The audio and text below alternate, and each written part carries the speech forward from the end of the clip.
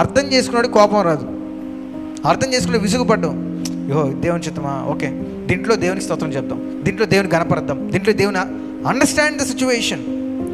నువ్వు దేవుని బిడ్డవి, దేవుని కుమారుడివి, ఆయన తెలియకుండా ఏమీ రాదు. వచ్చాయంటే వాటిలో ఏం చేయాలి? అదే ఇక్కడ భక్తులు చేసిన పని ఏంటంటే దే అండర్స్టూడ్ ద సిచ్యువేషన్. వారి పరిస్థితిని అర్థం చేసుకున్నారు. కాబట్టి నీకున్న కుటుంబాన్ని బట్టి, నీకున్న భర్తను బట్టి, నీకున్న బిడ్డలను బట్టి, నీకున్న కుటుంబ పరిస్థితులను బట్టి నువ్వు దేవుని బ్లేమ్ చేయొద్దు. Start to praise God. ఎందుకంటే నీకున్న బంధుమిత్రుల మధ్య, నీకున్న కష్టాల మధ్య, నీకున్న ఇబ్బందుల మధ్య, నీకున్న చీకట్లో నువ్వు స్తుతిస్తావు చూడు, that will change the people on their hearts. వాళ్ళ హృదయాలు మారిపోతాయి. నీలోంచి వచ్చే రియాక్షన్, నీలోంచి భక్తి, నీలో ప్రార్థన, అందరినీ చూస్తూ ఉంటారు.